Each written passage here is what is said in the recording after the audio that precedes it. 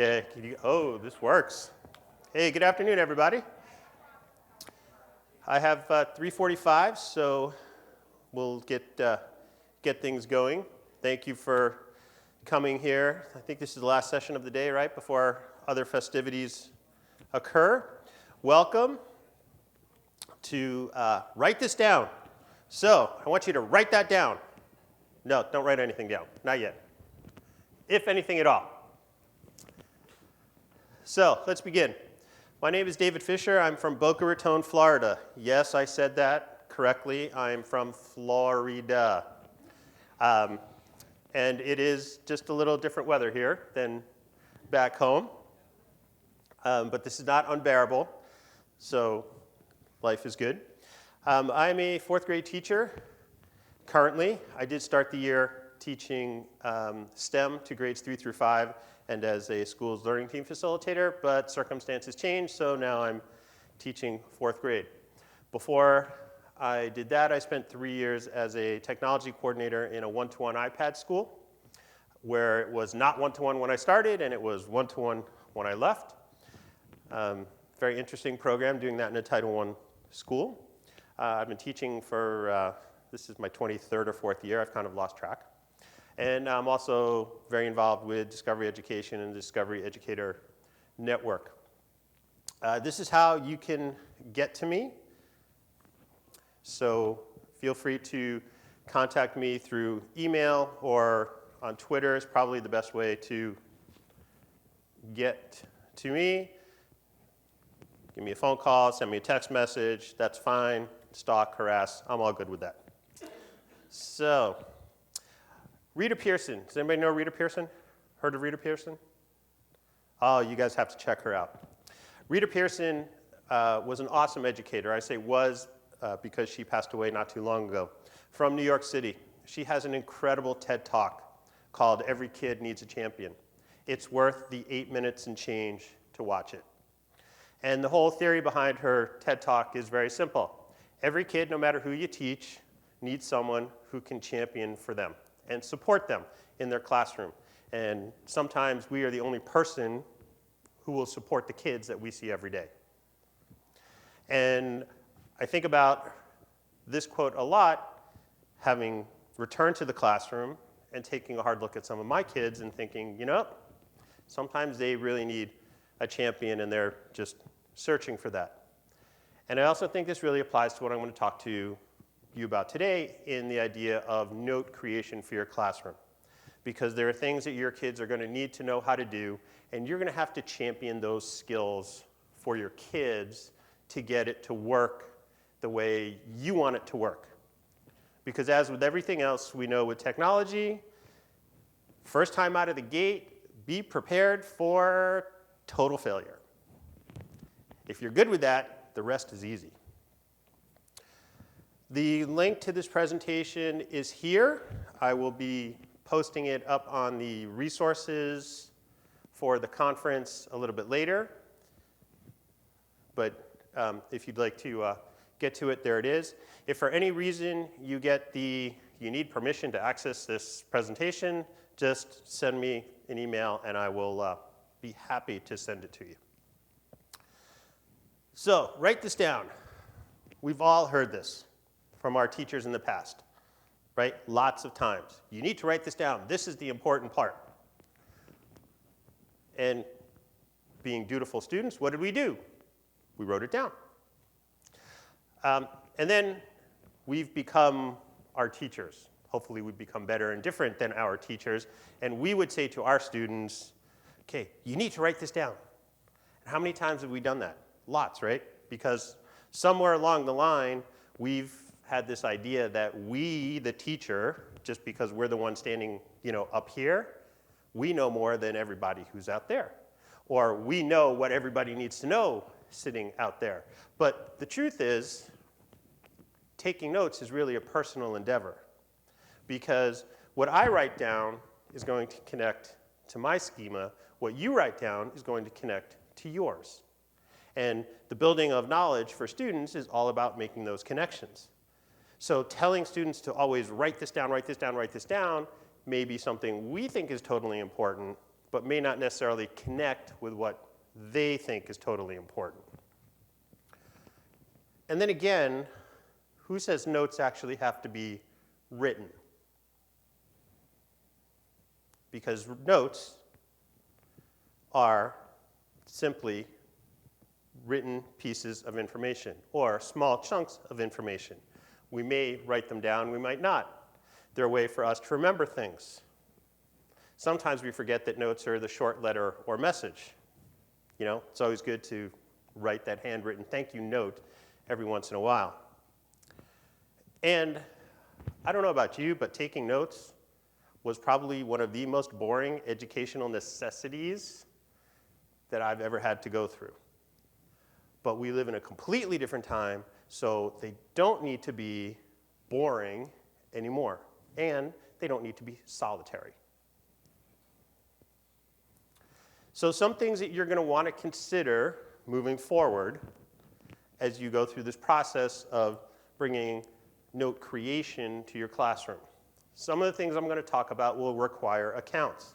I'm a big fan of a dummy email account because that way, if you want your students to be able to access any of the things I'm talking about and be the note takers with anything I'll be talking about, you want to have a dummy email address that you can give to all of your kids so they can access what they need to access, and it's not difficult for them to remember. Same thing with a super easy password. Okay, make sure they can spell it, make sure it's available, and put it someplace where your parents can access it and your students can access it. Because if you give them all of this information up front, you reduce the barriers to your kids engaging in that note creation across your classroom. And it also allows for a little bit more transparency with your parents so they have a really good idea about what's happening in your room as well.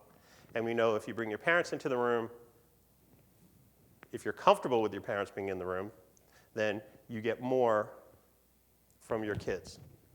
So long ago in the Jurassic days of technology, like 9 years ago, pre-Twitter, there was this thing called Today's Meet. Anybody use Today's Meet? Okay, so way back when, that was the back channel at conferences, right? Right? So somebody, well, virtually every presenter would set up a room on Today's Meet, and then you'd back channel in that room. So here's a link to Today's Meet. And if you haven't experienced Today's Meet, feel free to click in there. And this is what it looks like. Funny thing is, their look hasn't really changed in about 10 years. So they've been really constant. It's one of those oldie but goodies things. Here's why Today's Meet is something you want to try using in your classroom. It's free, and everything I'm talking about today is free, so that's always a good selling point.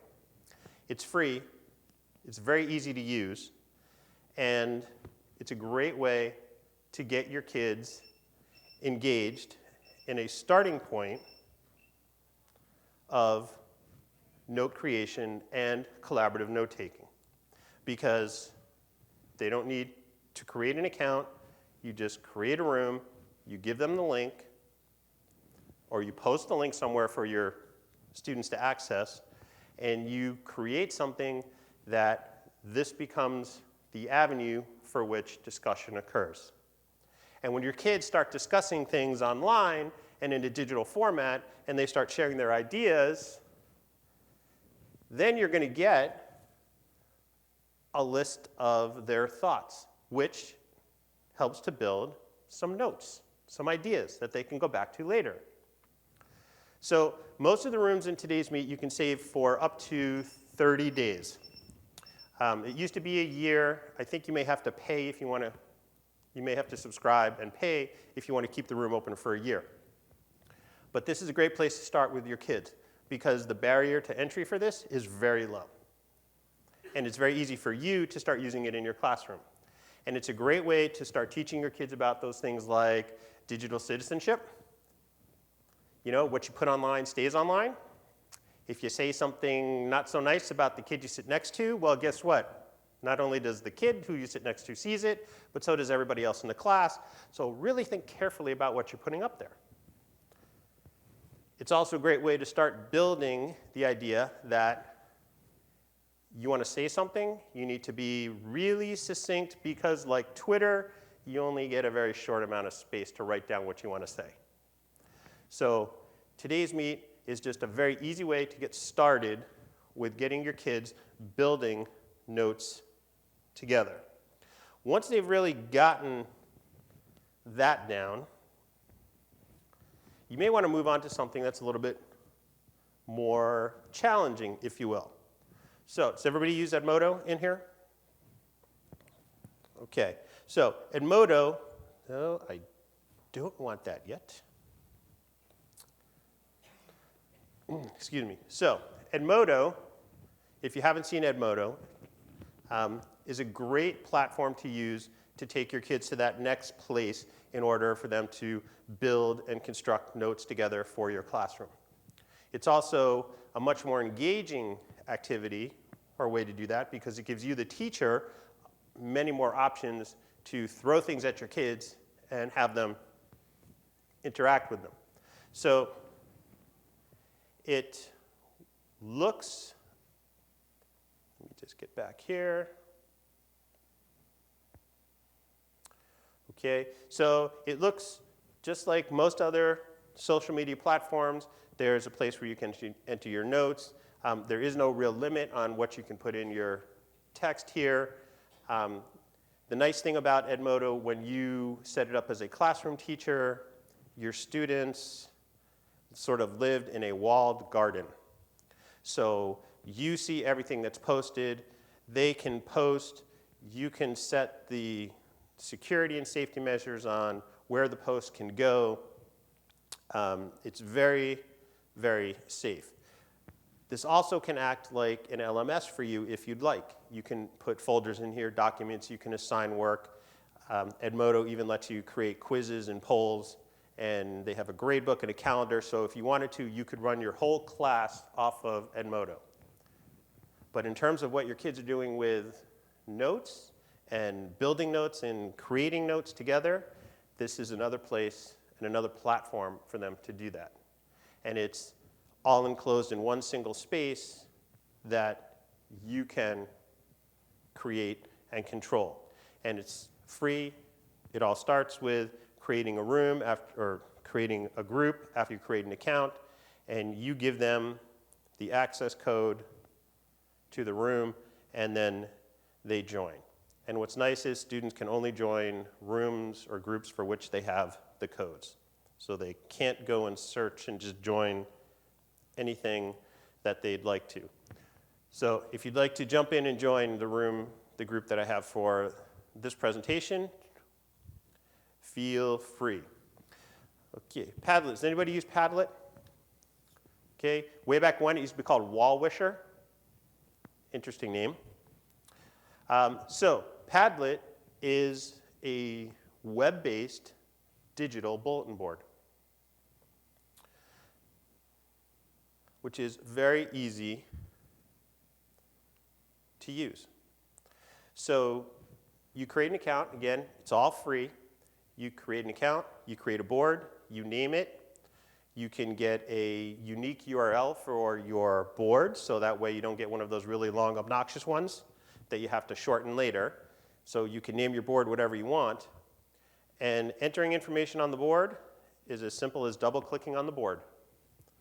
You enter the title, or in the case of your students, you might want them to replace the title with their name, and then they can enter their text. Now, you as a teacher, and the kids can do this as well, you can add a link, you can add files right into the board. Now, what's great about this is think about that book club or the book clubs your kids are doing in their room. You could create Padlets for book clubs that your kids are doing in the room. So all of their discussion on the book takes place right here. No paper. They just enter their information right here. So everything is done digitally. They can access their notes, their information, their thoughts wherever they are. You can take your boxes and move them around. So if there's thoughts going in all different directions, maybe have one of your students get things organized so that all the information is together and grouped together so it's easy for them to read and understand. Padlet also has some really nice safety features in it.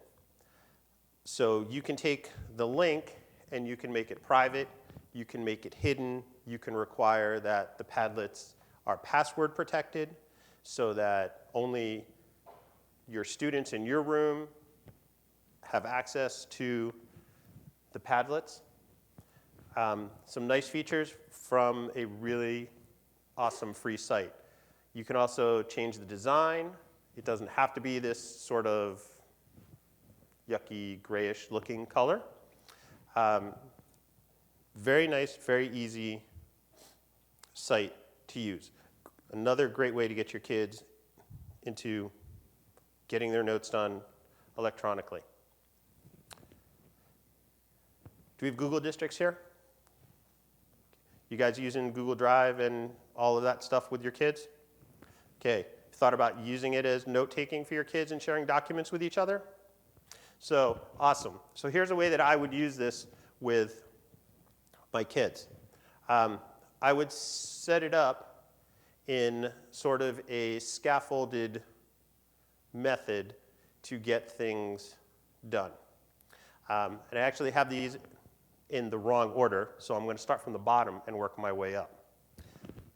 The first thing that I would do in order to get my kids to start taking notes in classroom and having the ability for everybody to see what the kids are doing is I would start with Google Slides. And here's what I would do. I would create a deck that connects to something we're doing in class.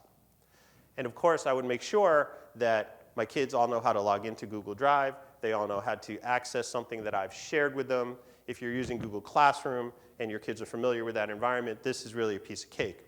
If you're not using Google Classroom, but you are a Google district, it just requires a little bit of practice on your part to share out your deck to your class and get them comfortable with going in and accessing it. But once that's done, this becomes the easy part. So again, if we're going back to maybe something we're studying in science or social studies and we're prepping for an exam or kids are working on an assignment together, here's a way for them to be able to get their notes together in one place. And it's a sort of a very focused way to do that. Instead of having a document, which we'll get to, where things are sort of all over the place and you don't know who's writing what because kids may forget to put their name on it or they may forget the tagging system that you've decided to use, you give them all of that in advance. So you create a deck around something you want them to contribute to and put notes together for. And you give them each a slide that's pre-made, ready to go. So all they need to do is click on the slide and add their information in. So when everybody has contributed their information, the group or the entire class has all of those notes in one place inside of one easy-to-view slide deck, which then becomes a way to review information later on, or becomes a way to review what's happened in a book, or review what needs to be done in order to complete a project. But again, it's all about getting your kids to take information and put it together in one place. You just have found a way to guide them to get to that place where you want that information. Another way to do that using some of the Google Drive stuff is using Sheets. So this sort of becomes a little bit less of a scaffolded activity because I haven't listed the names of my students there. So I'm going to give them the opportunity to fill in the sheet where they want, but I am going to guide them in the sense of what I want from them in terms of the information to be put on here. So you could create a sheet for any topic you want your kids to build notes on or create notes on. Again, it just focuses them on what you want them to give you or what you want them to be able to give to everybody else in their class so that the information is there, it's concrete, and it makes sense. The last item from Drive is just going to the good old shared document and using that as a way to put your notes and your information there. Now, if you've ever seen Rushton Hurley present on things, he mentions using Google Docs quite a bit, especially a Google document, in order to take notes. And he has some really great ideas on how to do this with your kids. And I agree with his ideas. So what he said is, you know, if you're doing a lecture in class or it's one of those days where you just have to give a lot of information, make a couple of your kids the note takers. So you give 2 kids access to the doc. They're the ones who are taking notes, and then that document then gets shared out to everybody else. So my twist on that is, yeah, I'm going to give 2 kids the note takers, but then after that, I'm going to maybe give 2 other students the task of being the note checkers to make sure that the information that really needs to be in the notes for everybody to study is there. Because we know sometimes kids are going to, you know, get a little spacey while they're trying to type everything in. And depending on the keyboarding skills of your kids, they may not get everything in that they need to get in there. So if you have a check and balance system set up, then you have a better shot of making sure your kids are getting the information they need in the doc when they need it. So you're still giving them that access to create the notes. You're also just making sure that it's all done and everything is there that you want. Once your kids really have practice using the doc, you may want to have more of your kids take on the role of being the note takers and adding that information in there. Still, I would still have that check system going on to make sure that the information that's in there is accurate and clear. And here's the one little thing that is the really neat trick that you want to point out to your kids. And that is right here. See revision history. Because part of what you want to teach your kids when you're doing this is the fact that, again, what you type in here, even though it's a document, and they might think, oh, I'm not going to write that, you know, comment about so-and-so or write something that I think the teacher's not going to see. Well, if you show them that there's a revision history and that you as a teacher can go back and check to see who wrote what, that would solve some of those problems that may occur when you are turning your kids loose online and giving the option of letting them edit your notes for class. So just one of those little classroom management things to think about when you're using the Drive stuff. So just some ideas in using Google Drive for that. Okay, yes?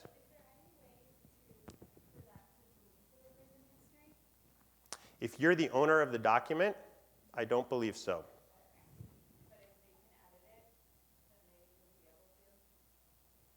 I don't think you can edit. I don't think if you are if I've shared a document with you, I don't think you as the person on the shared end can edit the revision history.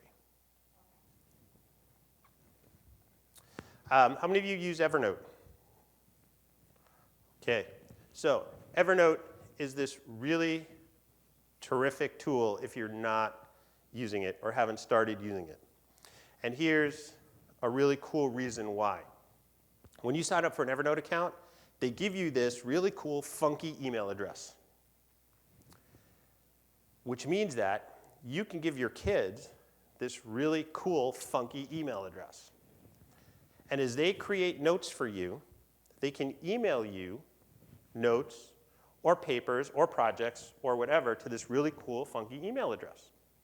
And since Evernote goes everywhere, you can get that on in your web account, you can get it on your phone, you can get it on your tablet, wherever you go.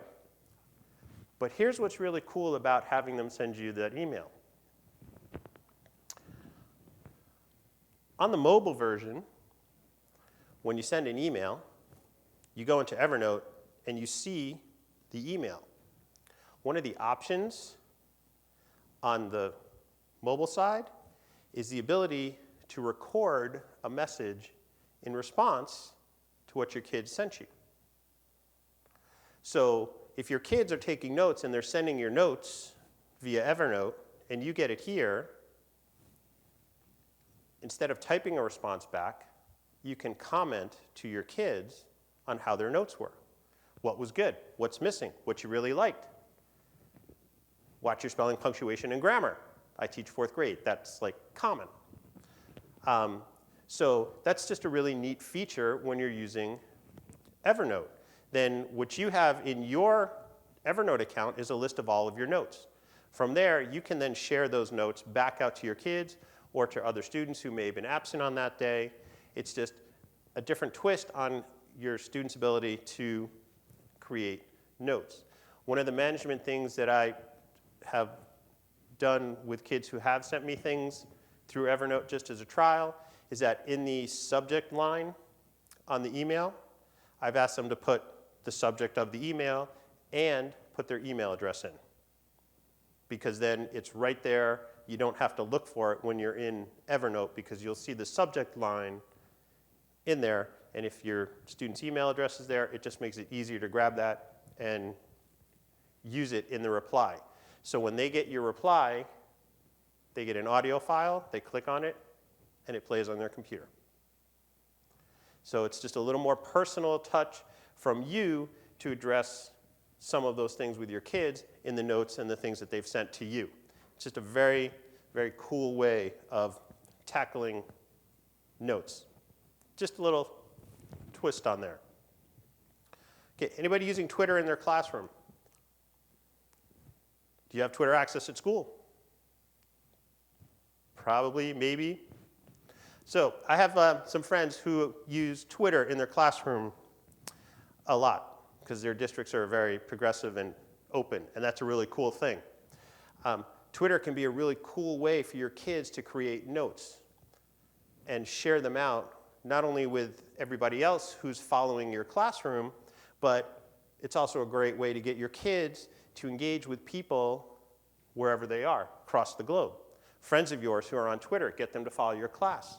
So as your kids are tweeting out about what's happening in class, or they're tweeting out about things that they're reading in class, or things that they're experimenting on, they could get tweets back in response from other people who are experts in the field.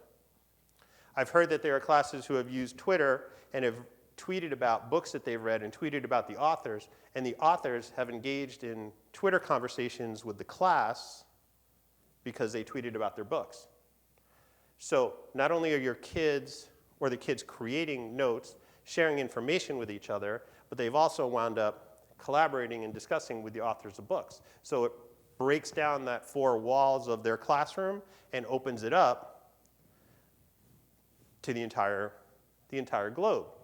Now this is where that dummy email and dummy password really comes in handy. Because if you're a classroom that has maybe a couple iPads, or you don't have iPads, but you have just a couple computers in the back, then you probably don't want that open all the time. But if you have that dummy email and dummy password there, then they can go in and access it when you want them to. And one of the other safety measures about that is you can change your password on a daily basis. So if you're worried that some of your kids may go home and want to get in and say things when they're not supposed to, you change the password at the end of the day, then you have to give them the new one the next day. So just another little safety measure there. And of course, always make sure, especially if you're taking your kids out onto the Twitterverse, that you get their parents' permission in advance before you do that, and make sure that's cool with them. So one of the things that I'm a firm believer in is that notes don't need to be written down. And for some of our kids, writing things down is worse than them having to go to the dentist, because it just is such a difficult task for them. So why not give them the option to create oral notes that they can go back to and use later, or oral notes that they can share with other people. And here are some easy ways for you to do that. There's a tried and true piece of software called Audacity. It's free. You download it onto your computers. It was originally designed early on as a podcasting software. It looks a little cumbersome to some of the kids. It may look cumbersome to you because there's all kinds of dials and sliders. It really looks like a mixing board. But in truth, there are 2 buttons you need to worry about: record and play. And they're red and green. So it makes it really easy. So you record, or have your kids record their notes, their information in Audacity, save the file, teach them how to download it onto a flash drive, have them give the flash drive to you. You can listen to the notes, and then you can take the notes and post them somewhere, if you have that ability, where kids can access them later on. Vocaroo is another very easy to use, completely web-based audio recorder that does the exact same thing. You don't need to download anything. You just need to make sure you give computer access to the microphone. But again, same thing. Your kids record their notes into the computer. They download the file, put it on a flash drive. You take it and put it somewhere so they can access it later on.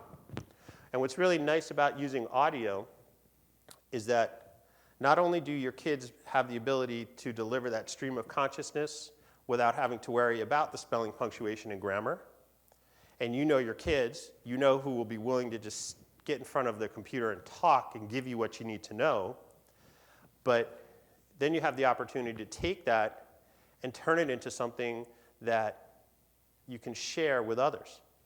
So maybe you can start a podcast with your kids and post that somewhere using these tools.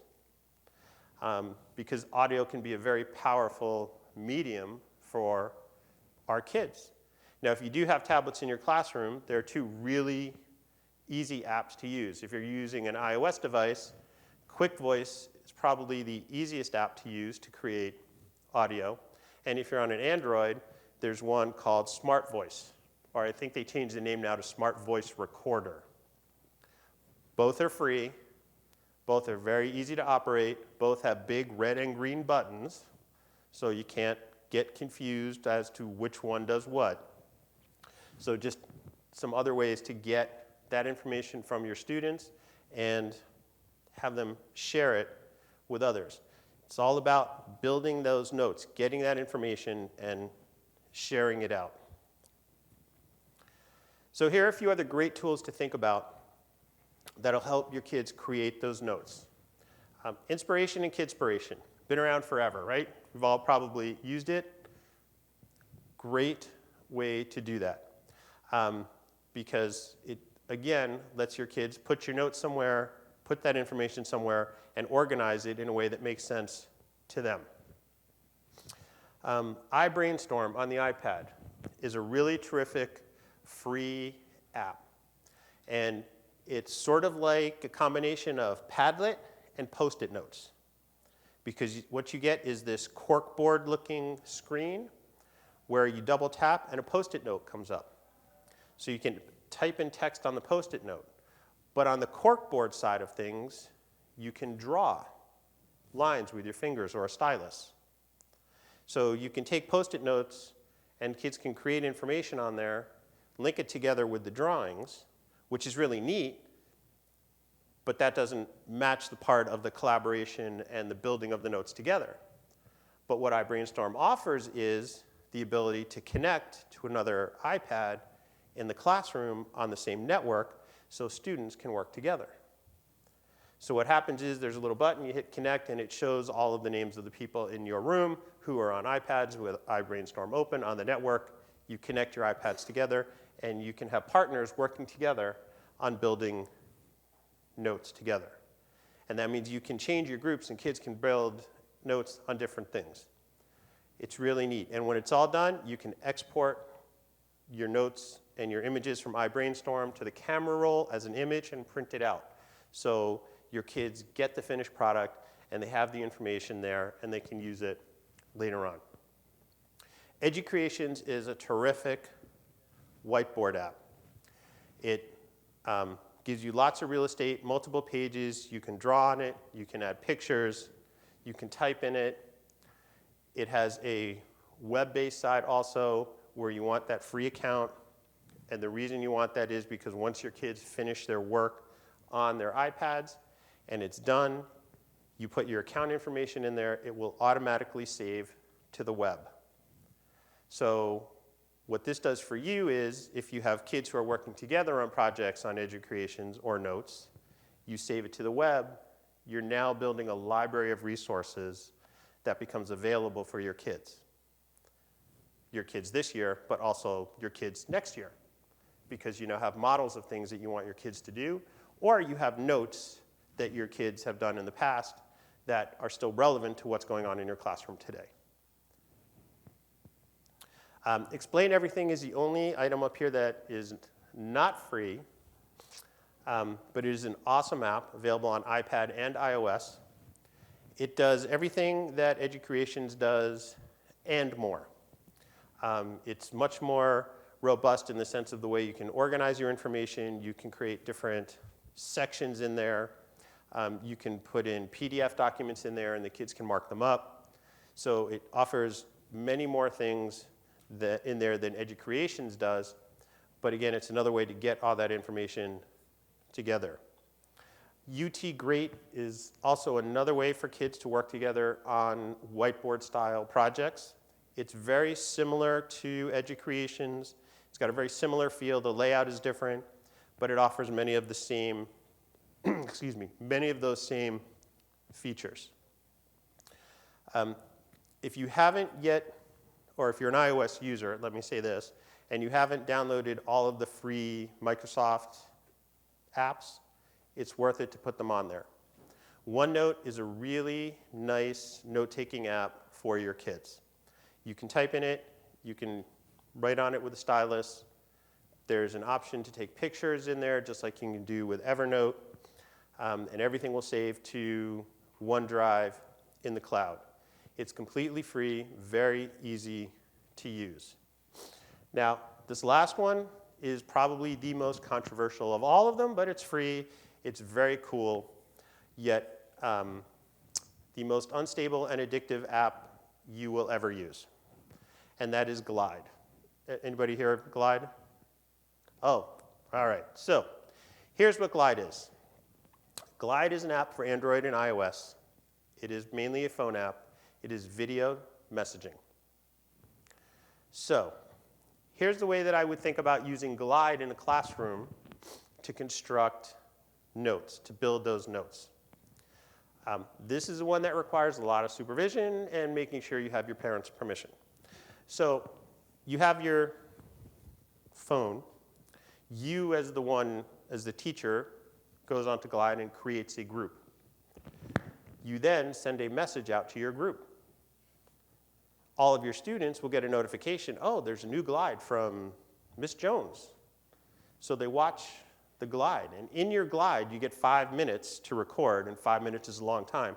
But in your Glide, you give an activity or a question or an assignment to your kids, and they respond on Glide. So your kids and you get to watch these video messages where your kids are presenting the information that you're asking for, or they're turning the camera around and they're showing something that goes along with the information that you've asked them to submit.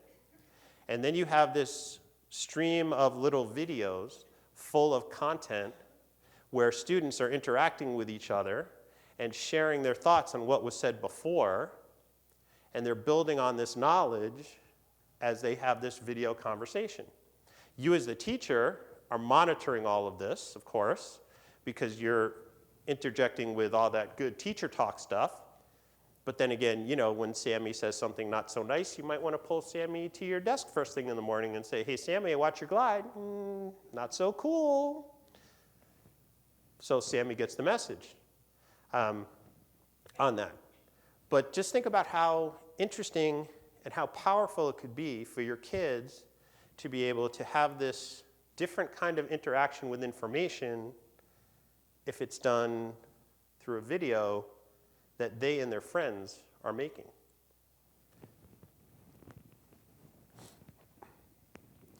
So as I come to the end of my time here, just a few things to remember. There are lots of things out there that you can use to help your kids create notes in your classroom and be collaborative in that process. Find the ones that you are going to be comfortable with. And I'm a big believer in the KISS method when you're using technology in your classroom. Keep it simple, students. Practice, practice, practice. It's not going to be perfect.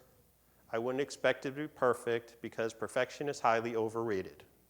If something isn't going wrong, then you're probably, or something isn't going wrong, something isn't going right all the time either. Keep it so that you expect things to not work perfectly. Really stress digital citizenship as you go through this whole process. Because as you guide your kids through this, this is how they really learn to establish their digital footprint. And as we know, as adults who are very much entrenched in using technology all the time, nothing ever goes away. So once we start that footprint, we want to make sure that it's always a great footprint as we continue moving forward. And here's the thing that's really something to consider. It's very powerful for you and your kids. If there are things in here that are really interesting to you, but you're not ready to go digitally, practice it with paper. Find a way to make it old school first, get it right, and then switch over to a digital component. It'll make it a lot less stressful for you when you decide to go use that digital piece. So with that, I thank you very much. I hope you have some things that you can take out and try with your kids when you get back to your classrooms. And I hope you enjoy the rest of your time here at ICE.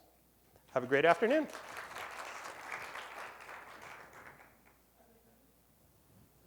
And if you have any